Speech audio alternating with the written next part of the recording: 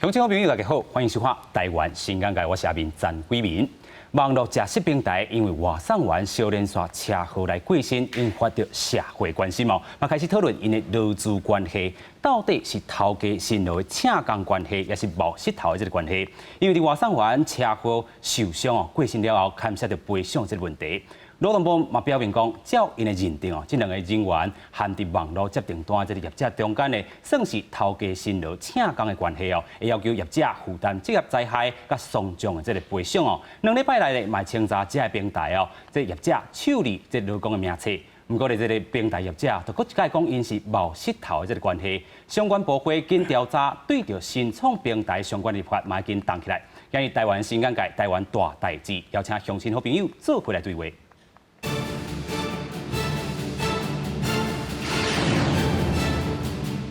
外送员有影真辛苦啊，逐工拼外送哦，有人拼到12点钟，月结会当赚10万块。不过落实劳基法了后，公司保护较重要，也是赚薪水较重要。这部电咱邀请四位来宾做回来对话。头一位咧是2位啦吼，咱有请到2位外送员啊，拢姓吴，一个是吴胜，吴胜你好。你好，主持人你好。第二位嘛是这个外送员啊吼，伊较早做过这个素食平台送披萨这个部分啊吼，啊今日咱嘛邀请来到现场，伊是吴小姐，吴小姐你好。你好，主持人你好。第3位是咱台湾劳工电线理事长孙友莲。主持人各位观众朋友大家好。第4位是咱文化大学法律系教授邱正干。主持人、观众朋友大家平安，大家好。是哦，真正关心就是小连续有2件这个死亡的这个外送员过身这个消息啦吼，互人真唔甘。不过咱今日邀请到这一来宾，就是要讨论讲这个权益啦，劳工的权益到底是安怎会当搁较变好的淡薄啦吼。首先，咱来邀请咱的这个吴胜啦吼，真少年，你的这个送经验、送餐经验，甲咱报告一下。我送餐的经验差不多要1年啊，我走的纸数趟次啦，差不多2500纸。2500纸啦，差不多。你走一档2500纸，等于这个一个月200-300纸来吼。差不多。是安尼上悬啦吼，一个月会使赚偌济钱？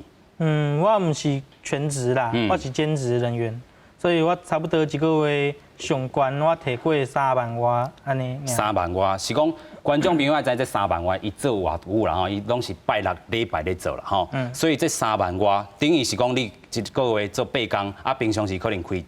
点钟、2点钟去送尔，但是这8工内底，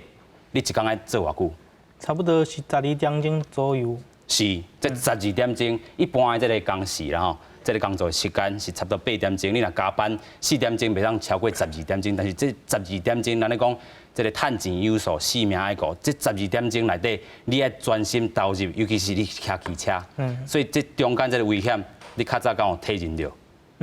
我要走这道的时阵啦，阮妈妈有甲我讲过，讲，你骑车就爱细腻安尼啦。我就是对啊，因为趁钱有数，性命爱顾。我就是感觉讲，我身体无爽快，我就转去困安尼啦。我无讲安尼硬持啦。硬要做就对了，就是讲，这个工课有伊这个自由性伫咧。你随时要接单嘛会使，但是你若是真正无爽快，你会使转去厝里休困。这就是这个工课这个自由性伫咧。所以你嘛是享受这个工课所带来，互你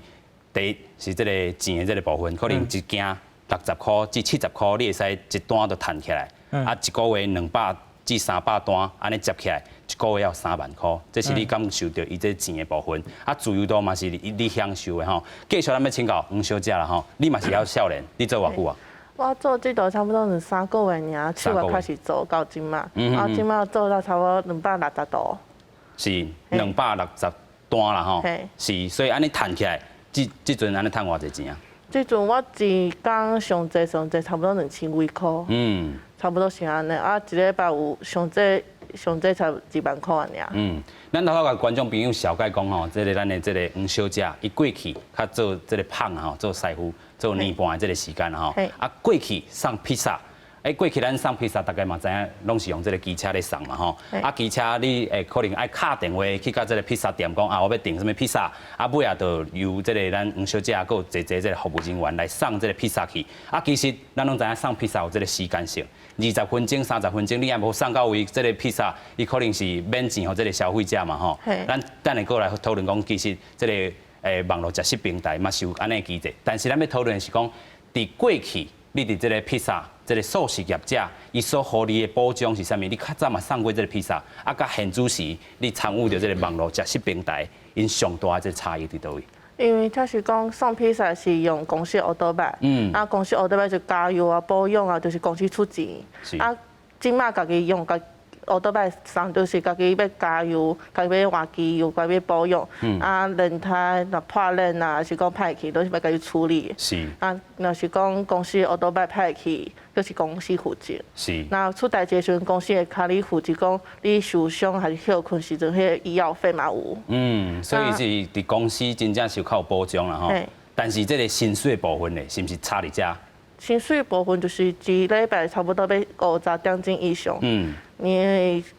迄个劳基法规定的，就是要有一个时数的规定的。有一个限制伫遐啦吼，所以安尼可能即阵是150块，这个算点钟，啊，你可能50点钟，差不多7500左右吗？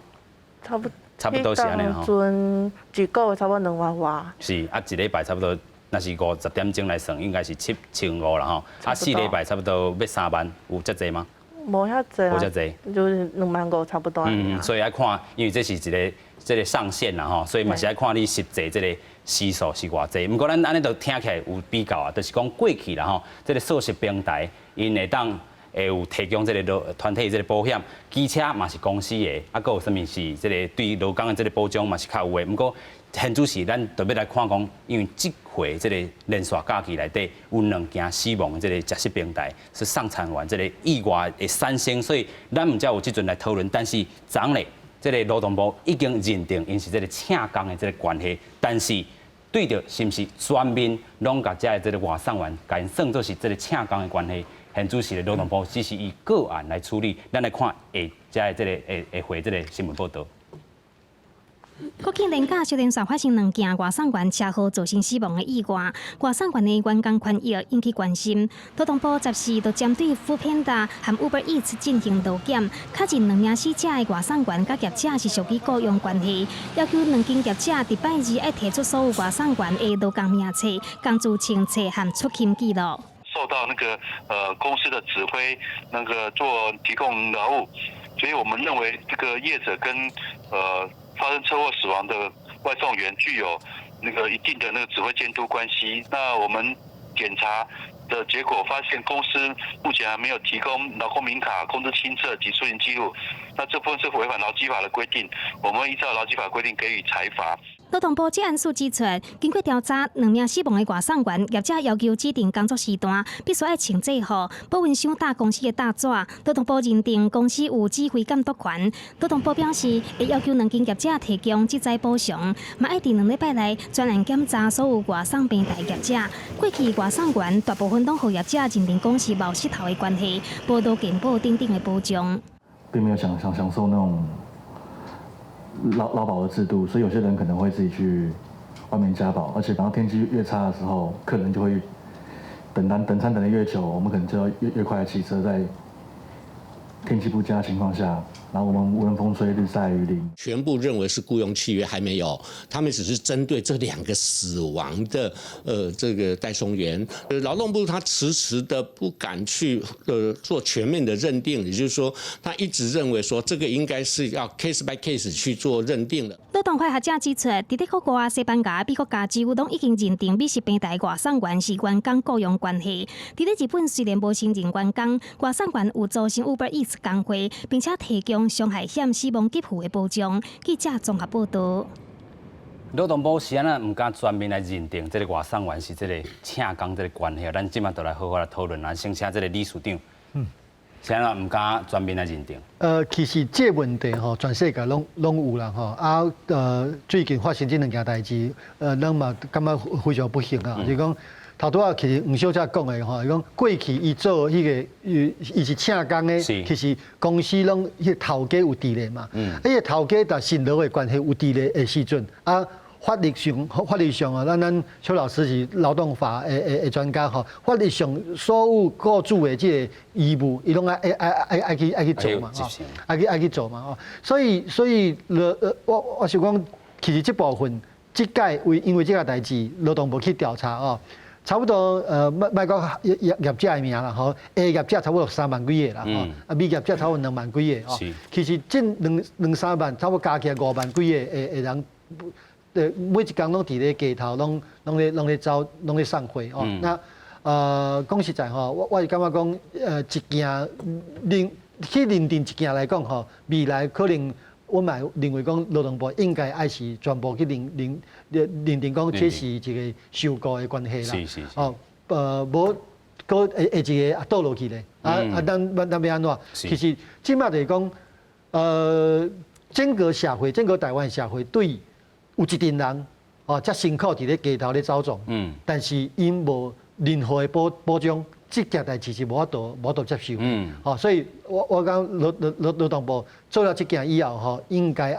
爱较紧的，吼，去认定嘛无一定讲立法啦，因为讲吼，其实去认定讲因是受雇的关系来讲，伊咧劳动法因就适用嘛，上起码讲头家是谁，头家是谁，伊爱知影嘛，头家是谁，劳保伫大保，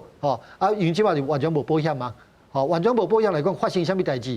讲实在，可能毋是死亡啦，可能讲伊骹去摔断去，可能是半当无法度做事，这半当是无薪水哦，这半当是无任何法律上的保障哦，所以我是感觉讲，不管如何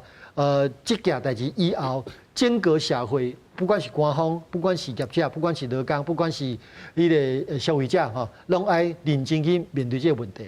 真正诶，咱先来看讲这个冒石头甲这个。头家辛劳，这个请工的关系，这个比较，咱有整理，咱等下好啊，请教咱的区教授啦吼，因为这是伊的这个专长部分。咱先来看到咱所整理的，这主要这个契约这个内容哦，有提供这个劳务的这个关系，就是这个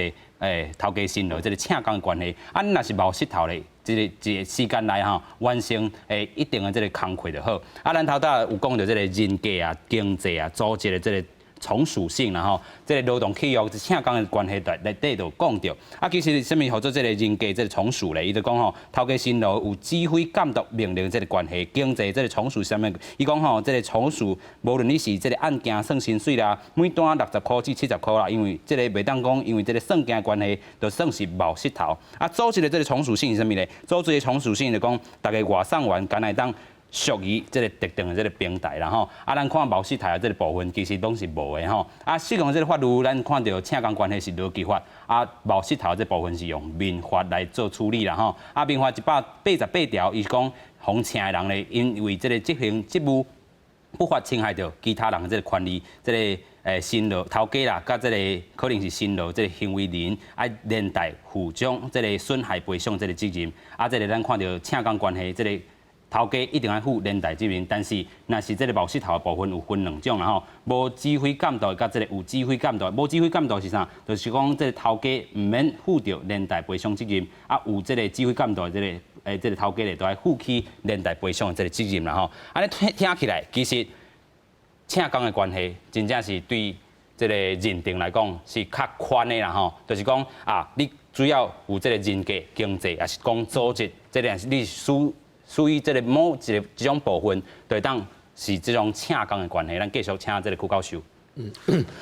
主持人，我先来补充一下，就是说，就是讲，大多啊，咱讲就讲劳动部是安怎case by case 较慢来处理这个代志啦吼，就是讲劳动部他伊做一个政府的立场吼，到底是要甲这个这个平台业者甲外送餐员的关系吼，要甲定讲是这个冒石头的关系，还是要定讲是请工的关系吼？伊这有2个政策的选择啦吼。一个就是讲，好，我即摆甲你认定讲是你请工，但是咧，你这个公司内底，唔是大家人拢是请工的啦。你像咱一公司内底吼，那一般员工拢是劳基法的适用，但是你若讲是经理级的啦、副总经理啦，这就委任契约的事，这都无迄个。所以伊若讲认定讲啊，恁这种行业应该拢是请工的关系，但是嘛是有一寡人唔是啦吼。啊，另外一种就是讲。我无甲你认定讲这就是请工的关系，但是你 case by case 以个案来认定啦。所以到底伊是要采用对一个吼，一定伫遐咧犹豫不决啦，就决定啦。所以拖。结果对10月10号开始，咱就连续有几啊件这个重大死亡的事故嘛，所以逼得劳动部紧来处理啦。所以伊昨的时吼，伊首先是认定讲过身的这两个吼是请工的关系啦。下阵安尼认定落的时吼，我是认为讲，因为这两个是一般性的这个工课嘛，所以既然因是认定为请工的关系，所以以外应该我是认定是请工的关系啊。所以这个行业我的判断是应该是请工的关系啦。但是吼，这就是讲业者因一定是。不服啦，不满啦，所以因今日嘛是有讲，阮是迄个毛石头啊，毋是请工啊，伊的意思是讲好，你即摆劳动部你也甲我认定讲是请工，要甲我罚钱的时候，我就要来换伊过你啦，因为迄个行政机关啊，甲这个业者甲处罚的时候，伊就当去行政法院来告这个劳动部，还是告这个地方政府啦，所以伊这业者有的拢是这个外商了吼，所以一定要甲你拼到尾啊，拼到生死，就是讲，就到时真正无办法，你若法院也支持行政机关的时，伊就乖乖照做，无吼，伊就啊，所以这点来讲咱来倒转来看讲吼，这个平台这个甲外送员的这个关系到底因是请工的关系较济咧，还是毛石头的关系较济？主持人都有甲大家介绍，就是讲咱一般这法院这个认定伫咱台湾已经有介济争议啦。所以法院伊的迄个经验也真济啊，所以伊法院有一个认定的迄个标准出来，就是主持人都讲的人家的中属性啦。经济的中属性，组织的中属性，人家中属性就是讲，这个劳工甲雇主中间到底有迄个指挥命令，还是监督的关系无？你像讲，因这个外送的这个工课伊虽然讲伊上班的时间，伊家己会当自由来判断啦但是这就哪亲像 part time 同款，哪亲像迄个。做点钟的迄种的共款，我有时间我较来嘛，像你学生啊，无课时我较去，共款的道理啦但是主要重要就是讲，我来到遮报道了后，伊遮外送员就规个拢互公司控制掉咧啦。第一，你若准讲是这毛石头伊主要就是讲我工课做了为止，我甲你做较好，但是我中要安怎做，我啥物时阵要做，要用啥物方法做，这是伊的自由。那亲像讲咱摕衫去洗衫店。咱这就是毛石头的关系啦。那个洗衫店甲咱衫收落来嘛，伊甲你讲5天后你会当来摕啦。但是这5天伊啥物时阵要甲你洗，迄是伊的判断，伊的自由嘛。但是呢，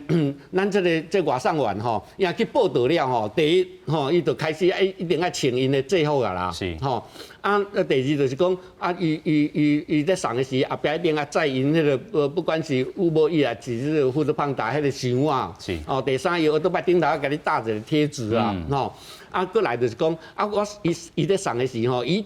一定的时间来甲你送到位啦。你若阵讲无送到位的时可能会互公司该处罚啦。就比较安尼看起来其实伊就真足的迄个指挥监督命令的关系，这是讲人家迄个中属性是充满的啦。经济甲组织即摆伊迄个业者伊一直讲阮是毛石头的关系啦。我讲啦，毛石头毋是讲到袂使有迄个指挥关系。实在讲真正，毛石头有当时伊我会当甲你要求这要求迄啦。但是咱也知影，咱民法内底毛石头这法律上叫做承揽啦承揽契约啦毛石头的关系一般来讲是公司对公司啦。我公司甲你毛这个公司的工课，但是即马发展甲变什么？还是个人的冒失头，是啊，个人的冒失头吼，甲公司吼，你是经济无对等啦，所以变做讲，你公司讲啥物，啊，你个人的冒失头，你敢若会当听尔，你袂当甲伊拍啦见讲，这我袂许，我无爱，是，所以这点的是虽然讲业者伊讲，哎，阮就是冒失头啦，啊，当初订契约的时候，啊，迄个上回这阮讲，伊嘛是知影阮这是冒失头的关系，伊用迄个理由要来讲啦。啊，但是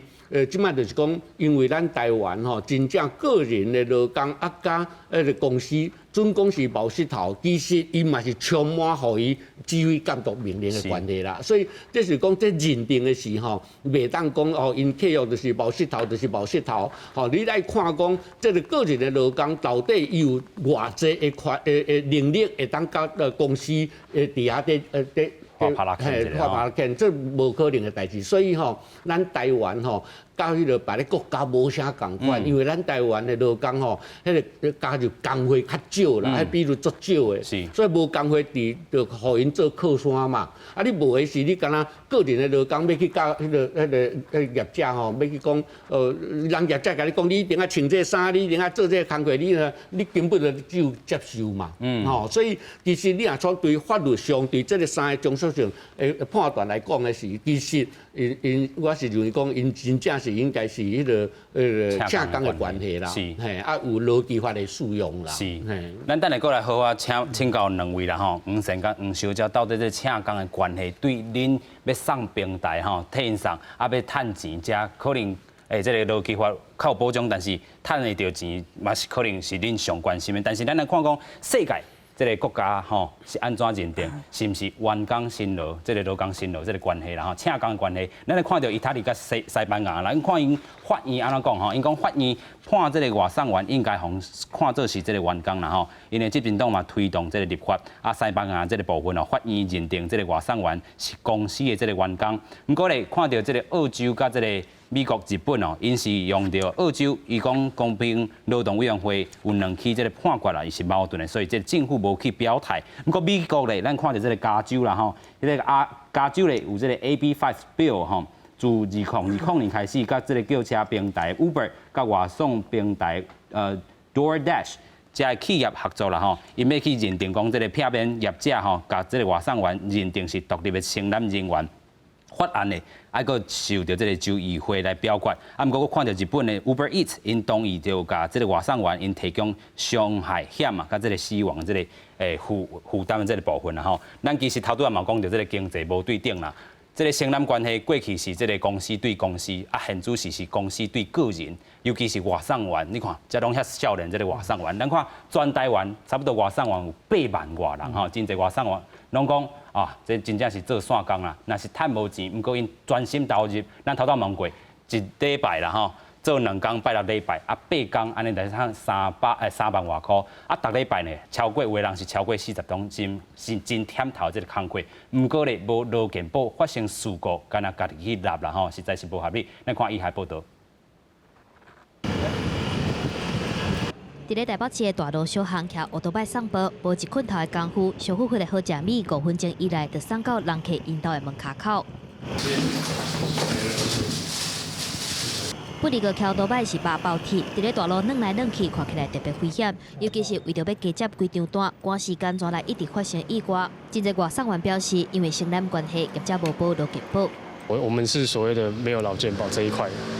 缺点就是没劳健保，然后自己还有一些医疗意外险之类的，加强这块不足嘛，因为每天在外面跑。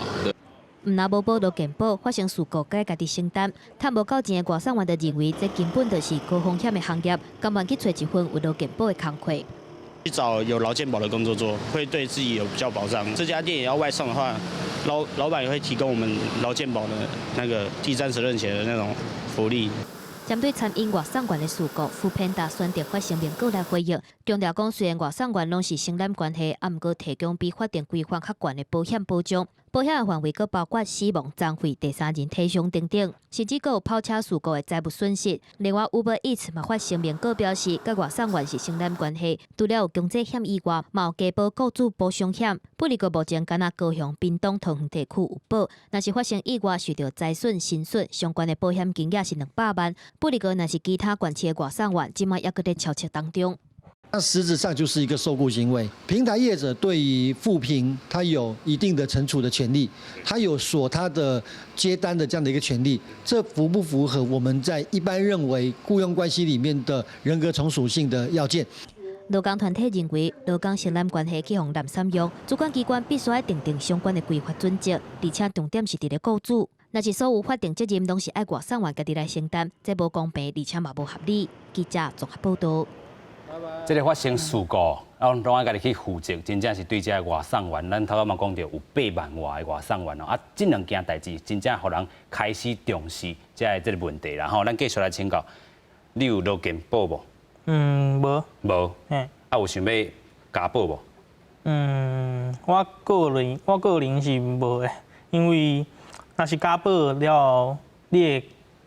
迄个时速会压低啦。时速会互压低，敢会时速敢会互压低？应该是袂啦吼。我是认为，对啦吼，健保是绝对有的啦，因为健保是迄是强制的嘛吼，所以伊即摆是校生，可能是校生的身份，可能你的健保是伫咧恁厝遐咧报啦。啊，一般如果你是专职咧走，啊无劳健保的，有两个途径嘛吼。第一个就你去参加工会，迄个职业工会去投保吧。第二个，伊可能伊的身份就是国民年金，啊伊的健保就是走去区公所，还是乡公所遐去投保，啊迄其实遐遮贵的，迄差不多700通块哦，所以健保是绝对有的。但是即摆是讲，如果有头家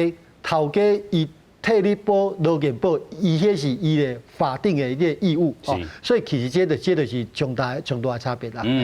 其实哦，这个咱头拄讲到这个请工关系，甲这个冒失头，其实你做过2种平台啦吼，福利上啦吼，咱嘛有讲过。有的这个公司有强制会当帮你保啦吼，啊有的公司可能就无。两个平台可能有济平台你嘛有参与过啦吼，这个平台这个福利上较好，还是讲倒位搁较改进的所在，你甲咱观众朋友小解者。基本上拢是保险的问题啦，因为你看Uber Eats，伊即马就是要甲你讲，我即马出代志我无保险互你安尼，啊就是较无保障，啊我找另外一个伊是有甲你保一个。可做第三人责任险啦，啊，就是可能出代志较有一寡保障安尼啦。是，所以你讲伊保着第三责任险啦吼，不过这第三责任险其实是这个赔可能是对方啦吼，所以对你家己是较无保障的呢。不过有一寡外送员骑车无小你，就是A着啦，甲人弄着安尼，变成说家己要提钱，对啊，安尼有这条。迄个保险啊，着赔伊安尼啊。是，但是大家有想看卖无？咱头拄讲趁钱有数，性命爱顾，咱家己的性命，咱拢无先顾着。咱先第三责任险是要保护对方的，但是咱做新劳的，咱做外送遮尔啊辛苦，家己的这个性命，你有想过无？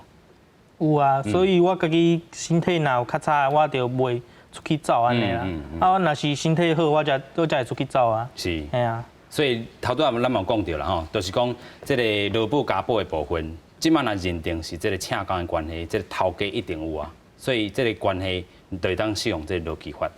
对你是较有保障的。但是颠倒头讲啦吼，头拄咱嘛讲到，这个外送员一工啦吼，可能12点钟，本早8点钟，你讲加做这4点钟，你讲会使接较济单，但是。这个若是适用劳基法，有当时啊都无法度接较济单。你是赞同啊，无赞同？基本上有2种人啦。一种是伊讲无赞同啦，因为伊讲伊一工会当走12点钟以上。所以劳保入来了，伊上最走12点钟，不能再往上这样子。无当个去了。哎呀，无当个去。啊，有一种人是讲。咱来做这个工会吼，保险最重要的。有一寡人是支持的，有一寡人是反对的。是。啊，看个人啦。拢有这两种人拢有啦。是。哎呀。啊，黄小姐咧，若是讲即阵有这个头家这个关系，你做可能做 Uber Eats 嘛吼，啊伊其实是做这个平台这个部分，伊其实毋免做着什么成本呢？伊透过这个媒合这个部分，伊只要出这个平台，啊透过互恁这个可能是这个外送袋啊啦吼，啊可能互恁这个 APP 的 App 会开通啦吼，啊其实伊透过遮会当收两手，这个消费者一手，这个店家一手，啊遮北涉来这个利润才互恁，啊这个利润伊趁偌济，因嘛无公开，是。因为我是讲家己啦，我是较专注于讲卖有时数上限，因为我遐就是讲单较少，那单较少，那时数本来偏悬嘞，那讲单量较多较济，我就讲趁较济钱，我是讲时数嘛无差，是，因为我遐就是时数长，啊单量就少，就讲我偏向于讲卖有时数上限。卖有这个时数，但是咱头拄嘛讲到了吼，其实若是受到这个劳基法的这个保障，其实对咱做新路也好，做外送的部分也好，其实有一个保障对大家拢是较好的。咱继续咱请教理事长啦吼，头拄咱嘛有讲到这个保险的这个部分，头拄看 Uber Eats 的这个声明内底，敢若3个关系会当加保，安尼敢会是真大这个问题？当然啦，因为伊认定讲这个关系是毛石头嘛，所以伊迄是自由去讲啊，所以即摆就是咱要去调整就是讲吼，伊认为这个关系到底是啥哦？啊，阮认为吼，我啦区教授应该拢认为伊是受过的关系啦哦。那其实咱头拄因两个的经验来讲吼，其实大家可能是我误解哦。如果咱是受过关系，咱是迄个新乐哦，咱行请的，其实。伊个即摆劳基法规定，你一工嘛是做8点钟，啊嘛搁来加班嘛，吼，所以加班来讲，其实迄嘛一工嘛是差不多12点钟啊，吼，所以讲实在啦，吼，一工嘛刚24点钟啊，已经一半的时间，啊，搁扣掉你休困的时间，啊，扣掉你迄个洗身躯，扣掉你食饭的时间，其实咯，一工做12点钟哦，真正是会忝啦，吼。那即摆来讲，转来讲，不管是叫毛石头，还是叫外包。头拄区教授讲着讲，个人的毛石头，这嘛是一个遮大的问题啊。其实咱劳基法内底，咱嘛对迄个公司的毛石头哦，你譬如讲劳基法第61条、62条哦，就讲如果用毛石头的方式哦，承揽的方式吼，发生这个职灾吼，啊，迄个定做人哦，这个定的人伊嘛有小有责任哦，但是。这个人的毛石头，其实伊拢是一个真空啦，是，吼啊，完全无任何的这个保险啊，去保护因受到什么风险的时，有一寡保障哦。所以吼，譬如我头拄讲的，这届是因为两件死亡的案件啊，大家会听，感觉讲用台语讲，别人伊较死袂了吼，咱嘛则听心咧讲，为什么咱的少年的伫咧街头咧走撞啊，发生不幸啊，发生车祸啊，死亡去啊，则少年的啊，我头拄讲到的吼，就说如果是摔断骹，啊是讲无法度做啊，这段时间你是无收入的，吼啊，受雇的关系。雇主有雇主法定的一寡伊个规定嘛，吼啊，即摆来讲，即个雇主的角色无去啊，吼，这是阮真正种认为讲吼，这是上关键的一个因素，讲咱去看待讲，迄个平台的业者，吼，平台业者他即个劳工的之间伊的关系，我个是认为讲吼，透过一个受雇的关系啊。就替伊保险啦，吼！啊，头拄仔讲伊讲有保护讲吼，迄个奥多拜迄个责任险吼，啊，迄个保第三个啊，啊，第二个就讲，嘛，即个保险公司讲，歹势吼，你奥多拜是个人的哦，毋是，迄奥多拜无商用的嘛，啊，咱轿车有商用的，啊，迄个大车有商用的，啊，奥多拜无商用的啊，啊，但是如果是受雇者来讲，啊，可能奥多拜公司可能都爱负担嘛，啊，这就是。整个我是认为讲，安尼对因来讲吼，真正是有较济的保障，安尼比较好啦。所以咱咧讨论啦吼，无论是讲这个请工头家薪劳这个关系，还是讲这个冒失头这个关系，有第三种可能无？这个的确啦吼，因是或者是类似劳工啦吼，类劳工啦吼，伊无需要接受这个指挥监督，但是50%以上是这个收入来自共一间公司啦吼，啊，这个头家薪劳这个关系，也是讲承揽这个关系，因为当用这个社会保险加入这个团体协约，台湾敢有走向这个可能？咱请区教授。我感觉在咱台湾吼，无适合讲吼。引入这个类似劳工的观念啦，因为吼，你若类似劳工，就表示讲吼，伊唔是劳工啦。啊，因为什么目的吼，所以用法律界定讲啊，你就拿亲，你虽然唔是劳工，但是你会当享受到劳工同款的这个权利吼。那安尼是这做类似劳工啦，但是我认为咱台湾吼，其实吼愈单纯愈好啦，因为咱的法律的规定之下。就是讲，你是请工的关系就请工的关系，你是冒失头就是冒失头的关系。啊，我吼，我一直咧想一件代志，就讲你这个平台业者吼，伊替这个员工来保遐个第三责任险吼，迄唔是为着员工保呢，迄是为着伊家己业者保呢。伊会使推卸着，伊若是讲弄死人，迄是迄保险会当对对，去甲人弄着的时吼，伊本来伊照这个。之前咱讲民法188条吼，伊爱负连带责任啦。虽然讲伊是冒失头的关系啦，但是你这188条吼，伊唔拿讲是请工的关系，你冒失头啊，但是内底你若种有指挥监督的关系时，你嘛是会适用188条，所以头家伊爱负连带赔偿责任啦。啊，伊就是透过这第三责任保险吼，伊家己爱负的责任，甲分散去啊。啊，但是对劳工来讲，对劳工来讲，无啥物真大帮助呢。你劳工啊，种家己受伤啊，伊毋是，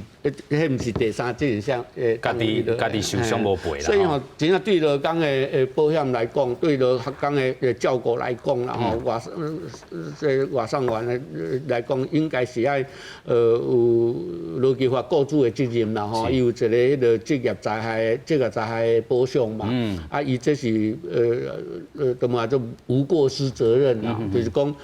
强制一定爱负责的啦。是，所以有关这个保险，咱嘛做一寡整理。咱头拄嘛讲到这第三责任险哦，这是保着对方啦吼。家己咱外送员是无保障的吼，啊，靠保障是啥？第二、第三、第四，可能较咱这个外送员有保障的部分，就是讲团体保险部分啦吼，这个头家替这个驾驶人啊，投保也是支付这个保费，这个这个公司行号拢会替员工来投保啦。但是外送平台因无认定这个擅长员是员工哦，所以无投保。但是咱头拄嘛讲到，亲像黄小姐、黄小姐，伊伫这个过去这个素食业者这个送披萨这个部分。都受到这个团体保险的这个保障。咱看到意外险的这个部分啊，部分的这个送餐平台会替这个承揽工作的这个送餐员投保意外险啦吼。啊，第四是营业用车险，头拄咱这个理事长嘛讲到，到底这个商用车还是这个不是商用车，尤其这个机车的这个部分，啊，若是头家替这个驾驶来投保咧，针对汽车尔啦吼，欠这个机车这个部分，所以这个金管会昨嘛做一寡这个商业车针对机车这个部分啊，咱继续来请教。唔是啦吼，头拄安尼讲起来，其实教授伊嘛咧讲，就是讲理事长嘛咧讲啦吼，其实对着这个咱做新路也好啦吼，其实咱头拄12点钟已经是大啦吼，嘛是真辛苦啊。虽然头拄讲到安尼你会使较自由的无去做，啊安尼听落来，你感觉这个时数的部分，还是讲受到请工这个保障，你会有较接受无？嘛是无咧，因为教授伊是讲12点钟已经有够啊嘛，伊讲伊的意思是讲12点钟已经真棒啊，但是有一寡人嘛是认为讲，我体力足好的，我少年人嘛，我体力足好的，我会当走16、17安尼，有安尼的人的啊。是，哎呀，所以这嘛是这个区教授伫文章头顶写着，就是外送员一工做12点钟，甲这个受到立法保障，这个伫遐小扣。真侪少年人有安尼。对啊，这是讲吼，咱的少年人伊可能干那想着讲我要赚较侪钱啦，但伊无想到讲将来吼，但伊即摆少年的时，伊安尼家拖磨家己的身体，甲老的时吼，伊就会遐病遐疼安尼啦。所以咱劳基法内底保障讲，原则上一个劳工袂当超过8点钟，啊，佮加班袂当超过12点钟，这是保护咱台湾的国民，保护咱台湾的劳工，大家身体的健康啦。上基本的哦。啊，你若准讲为着要趁钱，做到16点钟、17点钟的时，你早晚因为你无法度运动，无法度休困，无法度困到饱，啊早晚一定会破病嘛。啊，你破病时，你健保的负担就济，劳保的负担就济啊。啊，佮讲一个无输赢，将来啊阵阿强啊拍过来时，啊咱后备军要出去抓，大家拢无兵啊嘿，所以别个国家吼，伊对这个工作时间的控制吼，啊准讲业者雇主伊违反法律的规定，互劳工超过时间工作，这拢是刑法的处罚啦。是，吼，唔是讲像咱台湾讲干那交钱就会使啦。所以真侪外国吼，你从美国也好啦，日本也好啦，啊个德国也好啦，因拢是刑法。啊，伊就是讲，这是超过时间的做工作，这是国家安全的问题啦，唔是讲家己劳工个人的问题。是啊，这就是讲咱全台湾的劳工吼，咱台湾的少年人吼，你有想到遐远无啦？唔通讲看到讲感情讲，我做死我会当领偌济钱安尼啦。啊，但是你将来你这泡病遐泡病就艰苦啊。真正啦，就算讲吼，这个1哈后壁做一0，但是这个1摕掉。后壁拢是0安尼吼，所以这大概咱头拄仔自开始就讲，这个趁钱有数，性命爱顾。咱继续来请教黄小姐，咱头拄仔嘛讲到这个传统外送甲这个上场平台，你可能后回佫有想要转换这个平台吗？可是讲要换一个正常的头路。正常的头路。啊，这就是做间接，因为我原本选这做，就是因为厝内底人破病，但自由较济啦。啊，毋过也是因为无保险啊，无遐保障啊，是讲选择较好的工课来做。是，所以真侪人啦吼，亲像过去这个木石头的人，因家己去报工会啦。我嘛知影头拄则做伙一这个送餐员，甲恁做伙来，因伫家人有成立一个这个工会嘛，是这个家人这个送餐员这个平台。毋过因针对着家人地区，这个送餐员可能拄着这个事故，可能这个工会当做帮站。啊，你希望讲，亲像咱遮做送餐的平台啦吼，遮的这个送餐员，因会带搁做较济啥物代志吼，去保障家己的这个权益。就是讲，就是乌多摆出代志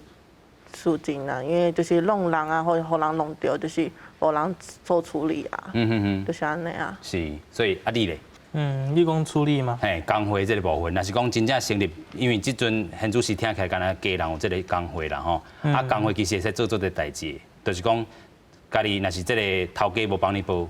劳保啦吼，家己嘛使底下来报，啊，这个工会伊会使做一个代表，去甲这个公司，也是搁这个头家做一寡团体这个协约，还是讲做这个劳工保障这个部分，你感觉咧？有的人想要保工会，啊，就去报安尼。我感觉有的人感觉讲，工会要拿迄个钱，伊讲伤贵，佫是一个负担吼。就是有啊，因为这都本来就趁无多啊啦，啊，伊可能时间佫较短，趁又较少安尼啦。是。安尼如果佮加工会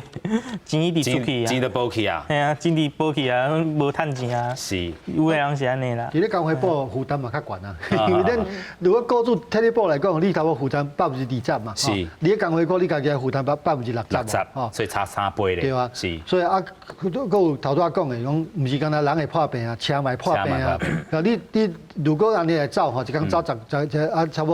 差不多走800爱换机油嘛，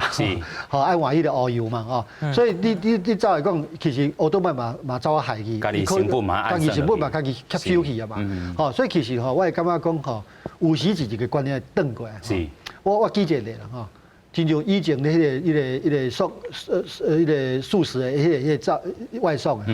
吼，我记得10几当前讲啊，丰泰吼。应该停啦。是。吼，啊，伊就无咧停啊，因为风台生理好啊，每人都扣卡。对，我扣卡嘛。后来，伊个地方的劳工局就讲，你也就叫人送，我就来你检查嘛。啊，后来吼，间隔小为好用，讲卖啦。红台梯都卖上，即马大家嘛从善如流嘛。是。吼，所以其实这是一个观念袂转过来讲，我感觉讲业者吼，即马平台业者吼。你转过来讲，你互劳工较好的保障，咱整个产业的环境变好，咱整个的就业的环境变好，这个产业带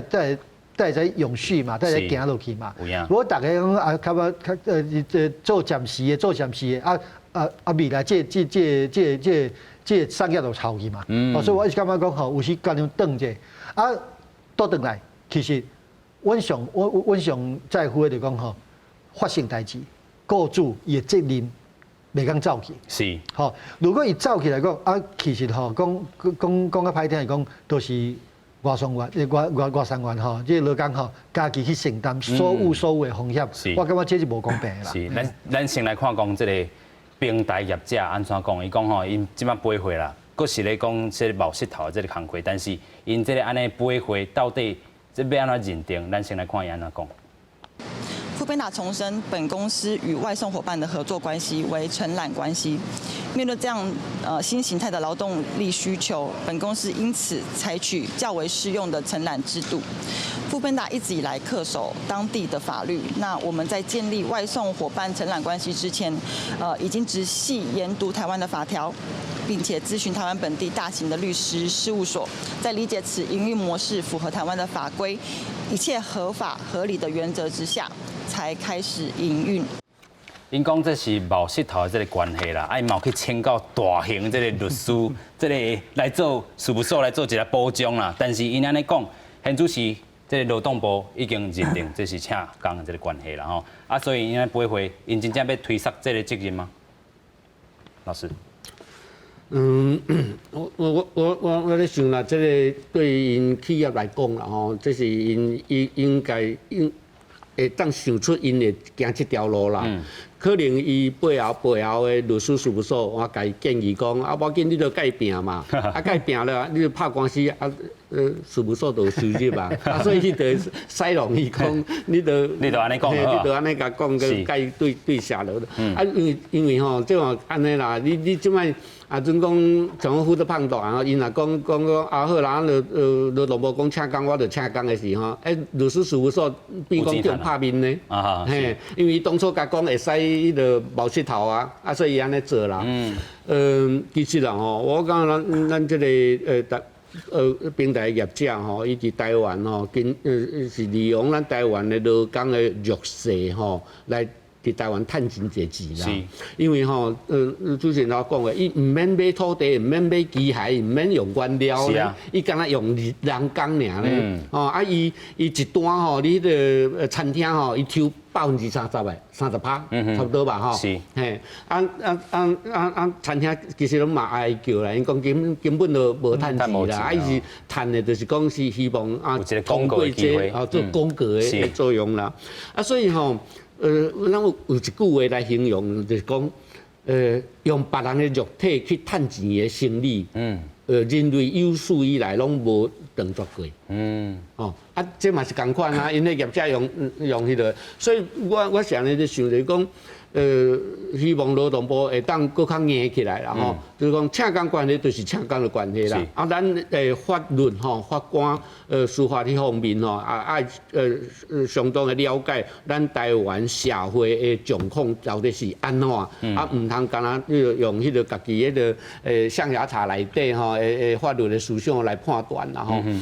准讲会当认定讲吼，这是这个请工的关系。我一直讲就讲，别个国家可能唔免是请工的关系，因为伊背后有真坚强的工会会当替因靠山嘿。但是咱台湾无，无的时就要有无的方法啦。所以甲认定讲是请工的关系有劳基法的适用的时吼，伊规个拢会得到保障，但是有一点一定是这员工因可能真惊吓，因感觉种就是讲，是毋是你甲变做请工变做劳基法适用了后，我的钱会减去。啊，我看这业者一定会是安尼做啦。哦，业者一定会想讲，我即摆个咧保劳保，啊个咧健保，啊个有迄个退休金的提拨咧。哦，这迄个成本都做，啊伊以前赚的钱就减少伊嘛。啊，所以伊就会对迄个这外送员的迄个薪水吼去较扣嘛。所以这点吼，我就感觉讲吼，咱台湾的少年的这外送员吼，大家要团结起来。就是讲政府甲你哦带入去一个请工的关系，互你有整个的这个劳基法的适用，就是讲你咧付出你的劳动力，啊，你咧替头家咧拍拼的是，你和别个劳工共款，应该有的权利拢会当享受到。啊，过来呢，你薪水要爱偌济吼？这都要靠家己的力量啦，去甲化价啦吼。对，啊，我感觉咱台湾吼，你讲60到70块，真正是少啦，真正是少。所以这员工外送员啊，团结起来做工会，啊，用工会去甲头家来做这个协商吼。你讲上无啊有啥物个保障的薪水吼，爱到啥物程度？啊，你业者你伫台湾趁遐济钱，你总是嘛爱分一寡互劳工，袂当拢伫台湾趁遐济钱吼。所以我感觉讲做工会，这是过来未来吼真重要的一步啦。有影啦，所以咱咧讲这个平台业者实在是无出着什么力啦吼，但是伊就使享受遮尔济这个利润甲这个利益啦吼，尤其是剥削着咱这个外送员，尤其是这个餐厅这个部分，两边拢剥削，啊对着这个消费者啊可能哦享受这个便利，但是对恁来讲，恁的这个劳动权益，若无这个组织着这个工会，可能永远啊就是这个CD啊价。60、70一段慢慢扣，啊，为了拼上这个奖金，唔较照到这个有个人这做一工12点钟，啊，一个月赚正10万，但是你真正是用性命来换，所以咱要回过头来问啦吼，就是讲现主时啦吼，若一个这个工会会当去甲这个业者、甲这个头家画帕拉肯，会使提悬恁的这个收入，会当提升恁的这个劳动这个权益，你有赞成无？有啊，因为你安尼讲，就是组一个工会，啊，阮工会甲顶管去桥安尼啦，安尼就是讲阮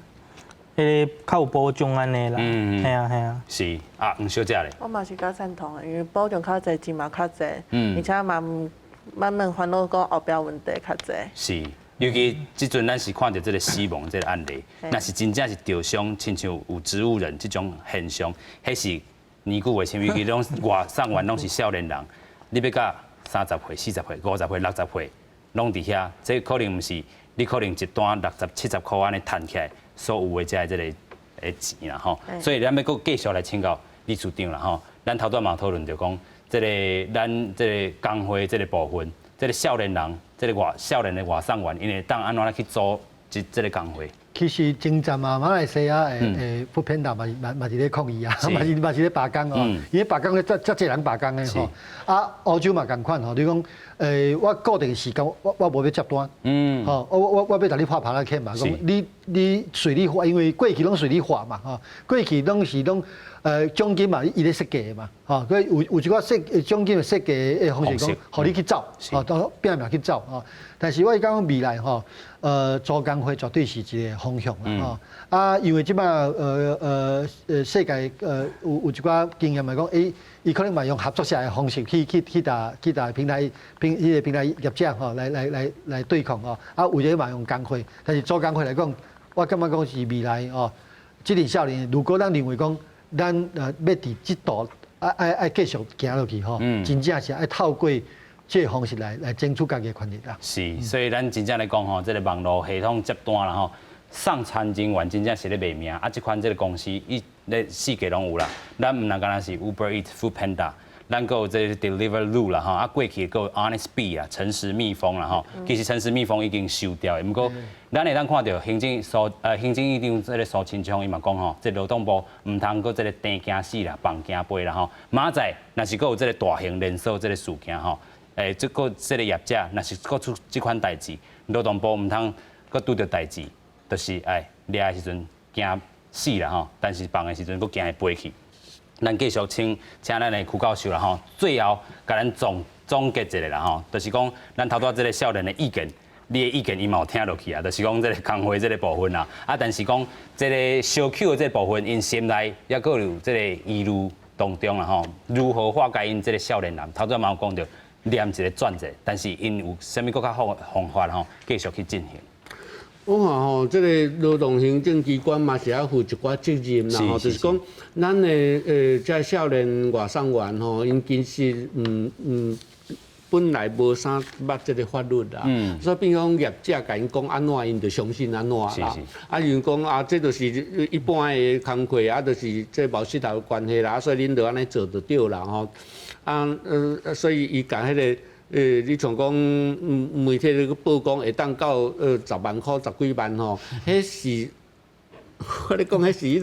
迄个万中挑一啦，真正是无爱性命靠安尼啦，一般的人无可能安尼啦。所以大家毋通受着讲吼，伊这鼓舞讲认为迄有偌好啦。所以劳动部吼爱去对这外送员少年人爱去甲因做一寡宣导啦，吼，甲因讲这个其实保障是安怎，劳基法会当互你有啥物的保障，这样安尼是大家拢了解说我都偏偏是付出劳力的劳工，想到我都无劳基法的保障，我希望会当入去劳基法的保障。其实劳基法保障了后，绝对袂讲吼你的薪水会落落来偌济啦。所以这当然你工会组织起来，就会当甲头家来来化解啦吼。所以今日非常感谢4位来做伙讨论，感谢大家，感谢。